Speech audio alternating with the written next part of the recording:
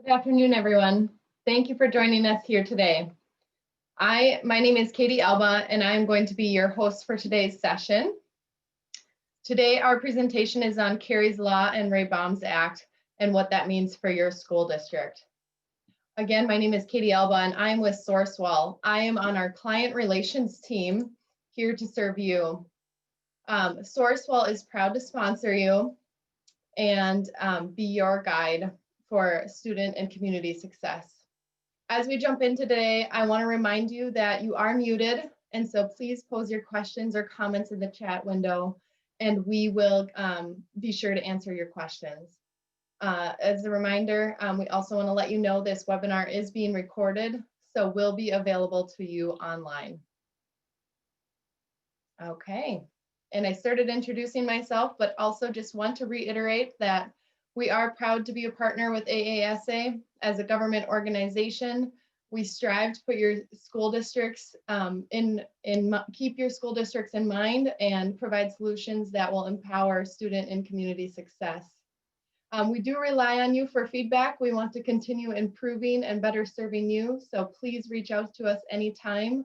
I am on a team that is here to serve you, and as you jump into the second half of your school year, please reach out. With that, let's get started with what we will be covering today. Today, I'm going to introduce our speakers. We are going to be talking about the MLTS rule and what that means for you. We will be talking about Karis Law and Baum's Act, and again, what that means for your school district. Katie Vagness is with us, representing NCL Government Capital, and we'll be talking about resources that they have available for you. And we will end the session with a question and answer session. I would like to introduce my colleague, Dave Dune, who's going to kick us off here. Dave is on our supplier development team and works with our suppliers to ensure that they are serving you with your purchasing needs. Dave, why don't you take it away from here? All right, thanks, Katie. And I'd also like to reiterate what you said about our long affiliation and association with AASA. I think it goes back to maybe 2006 or 2007. So it's been quite a long relationship. And as Katie said, we do rely on you. That's where our solutions come from. When there are unmet needs out in the marketplace, when our districts need something, I mean, it's why we came up with all the categories we do, and the over 300 contracts that we hold are the result of you having a need and saying, do you have a contract for? We didn't always have a school bus contract. We didn't always have a telecommunications contract, but it was the needs of our participating agencies that really made a difference. So we invite you to reach out and say, can you help us solve a problem? We want to bring value, and if we can't, we'll honestly let you know that there are some things we just have never been able to find a contract for. But I think Katie and I are both proud of the fact that I think we are making a difference for districts like yours. Last year, agencies that work with Sourcewell bought $4.5 billion worth of goods and services. That was $1 billion year-over-year growth from the previous year, which means obviously these contracts are finding a way into your district to save you time and money. And we think that's really, really important. But enough about us. Let's get on and meet our panelists. And I'm pleased to be able to present today with Murray Van Dyke. Murray's at Mitel and he runs the program. Murray, you guys were first awarded way back in 2009 with us. And then you won another award in 2014. And then most recently, yet another award in 2019. And I have to say, I've been managing that contract since the first day it was awarded back in 2009. And I got to, Murray, don't listen to this part, but I just got to tell you, I am so impressed with the experience and the knowledge base of the people at Mitel. When you think about evolving and changing technology, and then to meet all these people at Mitel who have 15, 20, 30 years of experience in that area, to me is just sort of mind-boggling. So we're very proud that we've been able to award them to a competitively bid contract. But when you talk about subject matter experts, I mean, Murray's the real deal. So how was that, Murray? Was that enough? I didn't want to make you blush, but we think. I don't know, Dave, you're a government employee. I don't know, I don't know what I've done to deserve that, except to be a good, steward of the trust that Sourcewell has placed in us over the years. We've been a very proud holder of the contract and have developed that contract into our premier contract across the country.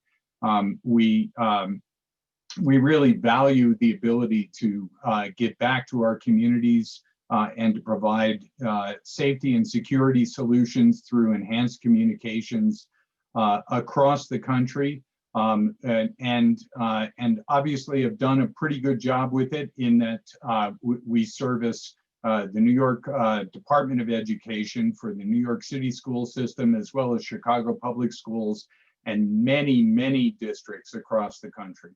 It's been a real pleasure working with Sourcewell to be able to provide that value to those districts. Katie has been a great partner for us. I'd like to introduce Katie Bangsness. Katie Alba mentioned her. NCL has been a terrific partner as far as we're concerned in terms of working hand in hand with us and with a whole variety of other Sourcewell contractors and vendors, awardees to provide value. Katie, give them some idea of the value you bring. I mean, it's immense as far as we're concerned. Yeah, thanks, Murray, and welcome to everyone. We and NCL Government Capital are also very proud to hold a Sourcewell contract. We were, at the beginning of this year, awarded our second competitively bid and awarded contract through Sourcewell. Take very big pride in that award and serving the Sourcewell members, and also hold a strong value to our relationship with Mitel and the synergies between Mitel and NCL and how we are able to serve the public sector. Well, that's terrific. So, so what we're going to talk about today, first we're going to get some basic definitional stuff out of the way, and then we're going to get into the meat of really just what we're trying to make sure that you're aware of in the course of this, because some of how the multi-line telephone systems and emergency communications that are served by them, that they serve as a conduit for you, has changed over the course of the year. So just quickly, enhanced 911, that's what we all know as being 911. We basically, when we all had landlines, you'd pick up your 911, you'd pick up your phone at home, dial 911, and you got the public safety answering point. And those were the guys who arranged for whatever the issue was, whether you needed fire or police support or any other first responder, they would be the triage and dispatch point for that. Multi-line telephone systems basically refers to any business phone system that you have, anything that basically takes multiple lines into it and basically serves multiple people. And that comes with some technical and real responsibilities as you're concerned with respect to how that system performs. So if we take a look at what the rule is that basically multi-line systems have to adhere to, and the next slide will give us a little bit of detail on that. There's an obligation that you take on as a user or operator of one of those systems. And that basically means that you've got to make sure that those 911 calls get where they're supposed to go. As a system provider, technically, we provide you with the ability to do that.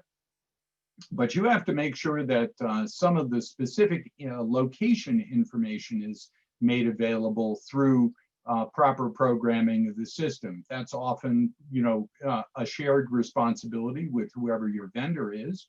But it is an obligation that you take on as the operator of the system. And that simply means that you've got to be able to locate those devices when they call in. And the idea is really simply that the first responders have to be able to come back and serve the person who picked up the phone to dial 911. And there are a variety of ways that that information can be disseminated.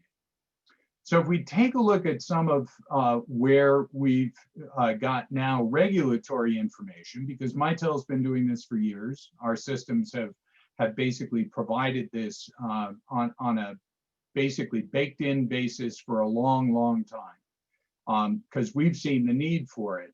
But as of August of 2019, Kari's Law came into play, and it as of and that we use Kari's Law, and there is a very real person who was the impetus for the creation of this law. Unfortunately, Kari Hunt met with her estranged husband in a motel, brought her 3 kids with her, wound up locked in the bathroom with her husband, and her husband began to beat her.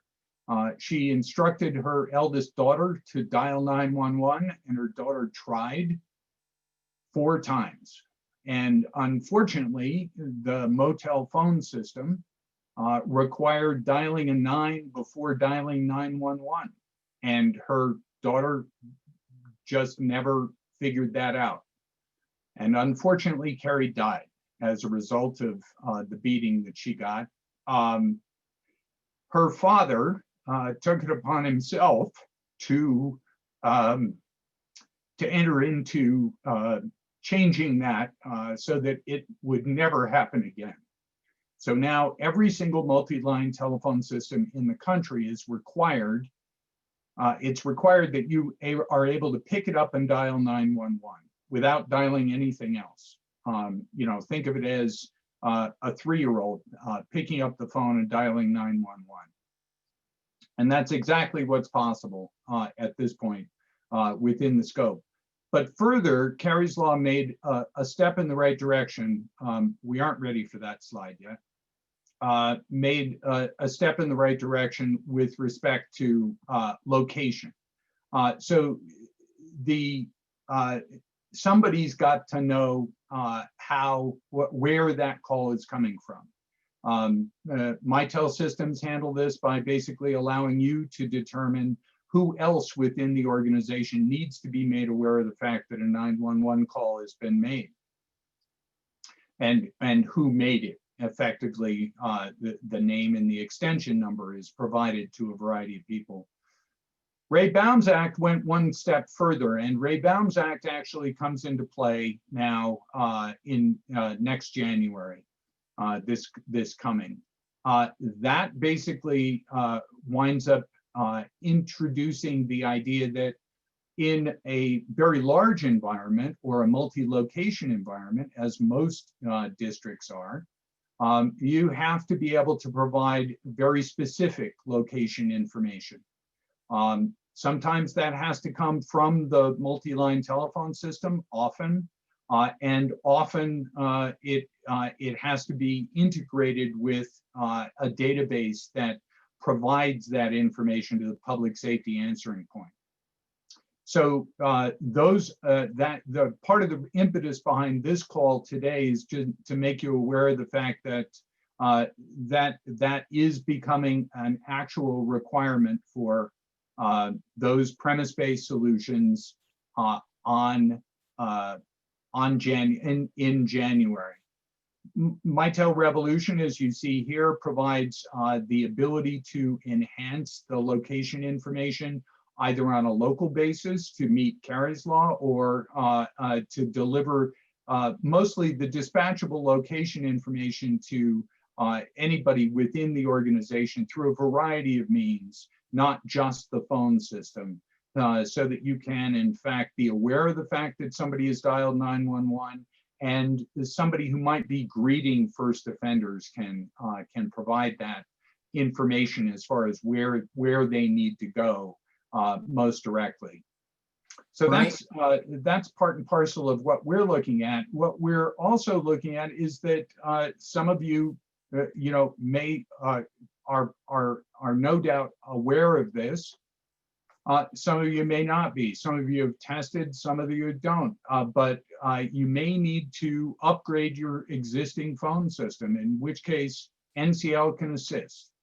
And Katie, you want to talk about So that? Murray, before we get to Katie, we had a question in the chat box Yeah. about distance learning or remote, and if they forwarded that landline home because someone's working remotely, how's that impacted by this? Well, it's actually not, because what we're dealing with here is the outbound emergency call. So somebody dialing into the system isn't going to be dialing in, an emergency call. But it's a good thought, Dave, because we are all separated at this point and working from home. The question with regard to how you locate yourself as far as a 911 call, or what means you use to call 911 when you're working at home, our recommendation is to use your cell phone or your local landline to be able to do that, because you want to make sure that the 911 location is able to locate you and know where you're calling from. Thank you. Mm-hmm. Okay, so as we're looking at, what upgrades or what steps each district may need to take to bring themselves into compliance, depending on their existing system, that there may be a cost associated with becoming compliant. And then, with everything going on in today's climate, districts that may have traditionally funded a project like this from their existing capital budget may need to look into some alternative options, including financing. So I just wanted to quickly go over a high-level view of what you should know as you're exploring alternative funding options like financing. Overall, it's about preserving the capital that you do have without sacrificing the compliance of the district or the safety of its students and faculty, maximizing budget that you do have, if you will, and then paying for an upgrade over its useful life. Another thing that you'd want to take into account when we're talking about compliance deadlines, the Baum Act, January, so just less than a month away. That deadline likely does not align with your budget cycle. So financing may allow you to become compliant or get those steps rolling now or immediately, but push out your first lease payment into the next budget cycle. So again, become compliant now, but pay for it in the 2021 fiscal budget. Throwing out the word compliance a lot here in the last couple of minutes. How do we make your district or help your district become compliant? That also comes into play when we're talking about actually making a purchase and how you're going to fund that purchase. So Sourcewell, our host today, as Dave and Katie have both mentioned at the beginning, have hundreds of competitively bid and awarded contracts, certainly for communication, which Mitel holds, but also for financing, which NCL Government Capital holds, which would help you stay compliant on that procurement side, satisfying those bid requirements on both the equipment itself, the project itself, and the funding mechanism. Additionally, then when you're talking about entering into some sort of finance arrangement, you certainly want to make sure that the financing vehicle itself is made for the public sector. So the financing vehicle or structure within the Sourcewell contract is designed specifically for public entities, including K through 12. This is especially important when council starts reviewing lease or finance documents. You want to make sure that those documents were written with the public agency in mind, as opposed to written for a private business those T's and C's are certainly not going to be the same. And then finally, I think we can all agree here that not everyone on this call today is going to have the same needs when it comes to making sure that your district is in compliance with Kari's Law and the Baum Act. And certainly you aren't all going to have the same needs when it comes to looking at financing. Again, the financing on the source available to you and your district on the Sourcewell contract was designed to be flexible enough to meet the needs of a large urban school district as well as a small rural school district and everything in between. Things like term, payment frequency, deferrals are all going to be developed and based around the budget of your district specifically. Think about it as, building the box around your budget instead of trying to fit your budget into the box that's already been made.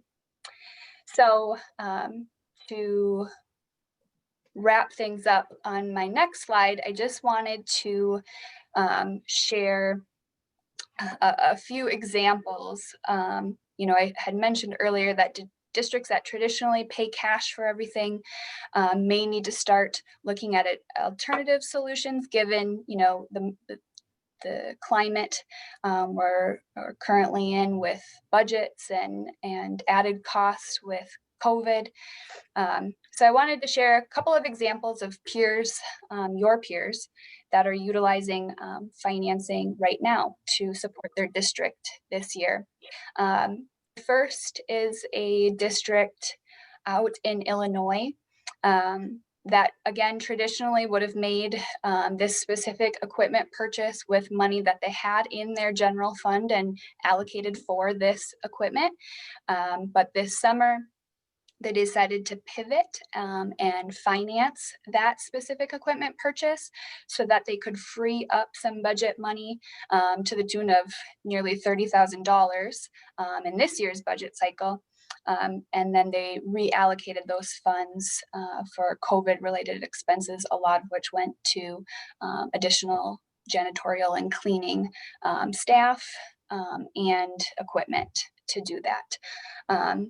And then also we're working with, or just finalized a project with a school district in Pennsylvania who was planning to, or who was going to be making their communication upgrade, but would traditionally do that during the summer months when the school building was not being used, but they were able to leverage the fact that their students and staff were learning and working remotely right now, along with a deferred payment. So they actually were able to make their communication upgrades now. They're finishing that up right now, but they deferred their first finance payment to July of 2021 when their budget starts over.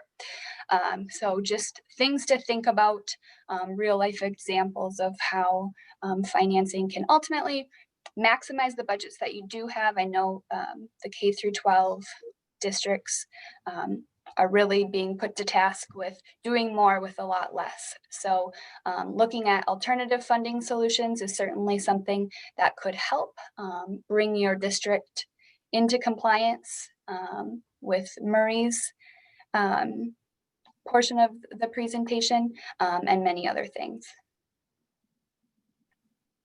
I'll kick it back to you, Murray, I think. Okay. We do have a question with regard to the employee working at home option, which is with if they're working at home with the school district phone on their home internet, does the school district have an obligation to track and forward the location information about that phone in the home to 911 dispatch? Our guidance is that they should be admonished not to use that phone for 911 first. But at the moment, you don't have that obligation, although use of that for 911 in and of itself will actually mislocate the phone unless you make those changes. There is an element with respect to mobile phones where applications that we and a whole variety of other communications providers have the ability to offer you, that is actually covered under a subsequent ruling with regard to Ray Baum's Act. There's a year that we all have to come into compliance with that. I can certainly, Eric, research that further for you and get you a definitive answer with respect to the school's obligation currently with regard to working from home. I'm happy to take that on and get you a more definitive answer.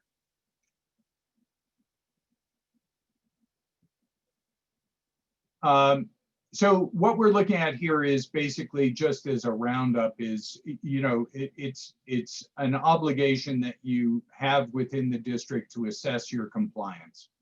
Some of you may find it at this point tested and fully compliant. Terrific, good to know. And you're ahead of the curve in a lot of ways. With some of you, it may be in process in terms of upgrades that were identified or additional information, database gathering or creation that's in process. With some of you, it may yet to be addressed. Mitel's actually been able to help through our partnership with NCL, a number of districts leverage CARES Act funding, and in just simply because we can take advantage of either upgrading your system or installing a new system in a relatively short time frame. And we've been able to meet that deadline that's looming for those CARES Act funds that comes up, I think, 12/31 of this year. It's been extended under the ESSER funding, but you know, we still can move rather quickly to get those projects done and enhance the safety and security of all staff and students as well. Yeah, Marie, Dave, do we have more questions? Maybe just to follow up on that a little bit. We've seen a number of situations where when someone realizes they need to make a purchase, as Katie said, funding's one issue, right? Especially now during the pandemic, how difficult all of that can be. Gosh, I've got another unfunded mandate. What am I going to do about it? But the second piece was the speed with which you can use any of our contracts. We're getting a flood of calls from people that say, I got to use this by year end. It's over my bid threshold, but I don't have time to do my own bid or my own solicitation. So Sourcewell has been a very powerful tool there. I had one of our, it's in a related category, but it's, you know, the regular photocopiers. I don't think anybody's bought one of those in years. Everybody pays by the copy or they lease them or something. They called up and said, no, we actually want to buy one through your contract because we have CARES money. You know, and it was almost we kind of laughed about it because I said, I didn't know anybody bought those anymore. I thought they, you know, paid as they went along. So the use of our contracts can expedite purchases, whether you need it's care funding or meeting one of these deadlines or anything else. If you have the time to do your own solicitation, that's fine too. But I know that sense of urgency has been, we've seen a real uptick in requests about how quickly can I get this done. Dave, if I can piggyback off that as well too, if you are just needing more information on where to find information on our contracts or, you know, need a resource, that is where our team comes into play, and we're happy to give that tutorial for you and walk you through our website, show you where to access contract documentation and pricing, and get you to where you need to be. So we do understand that there are tight deadlines, and we can definitely help with that. Yeah.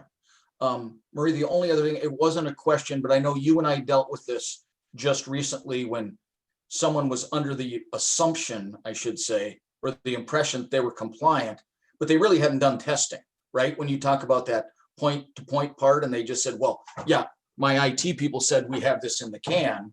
And I remember maybe you just want to talk about that for a minute and say, but did you actually test it? Do you really know it works? Which is something that, you know, I think we need to remind the audience, because I was certainly no IT expert. I just said you're either in compliance or not, but I think it goes a little deeper than that.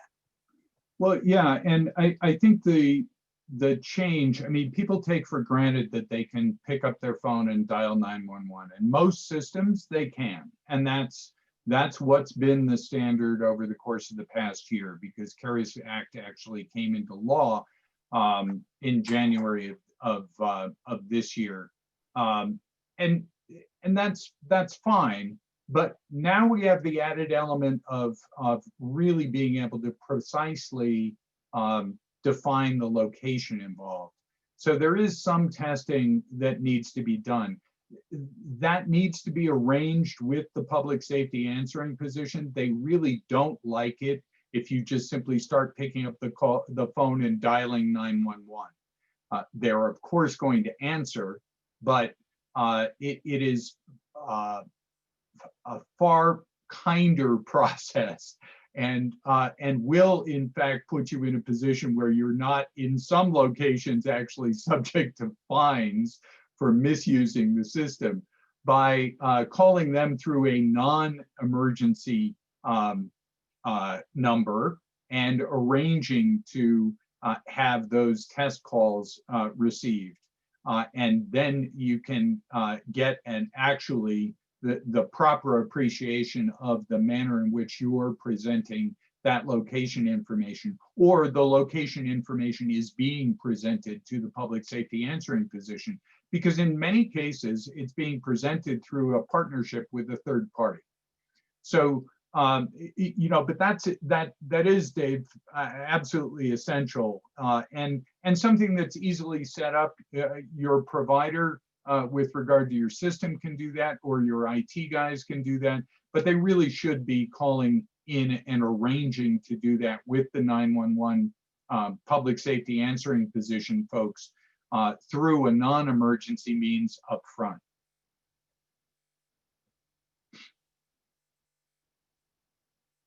And then once that's done, you know, as far as Ray Baum's Act is concerned, then you're good for a year. The increasing use of mobile applications is something that is being addressed by every provider. Mitel's in the process of doing that and incorporating in those, you know, the location information that's available through those applications, through those mobile phones, and we'll have that available in time for compliance. Thank you.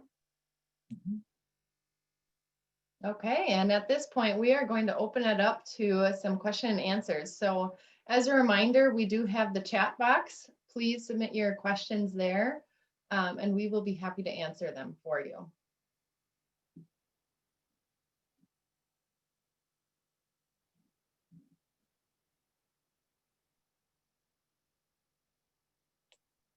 Gosh, Katie, I think our panelists did such a good job. They covered it, huh? That's how it happens sometimes.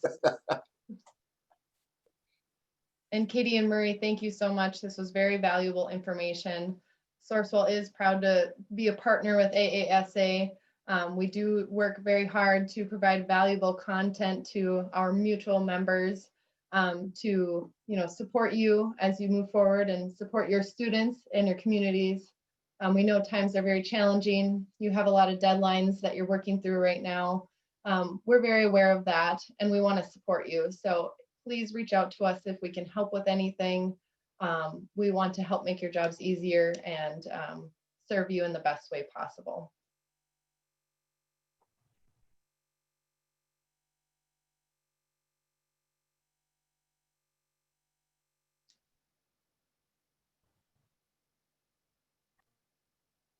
We'll give it just another minute here. And we do thank you for your time today. We do look forward to an ongoing collaboration.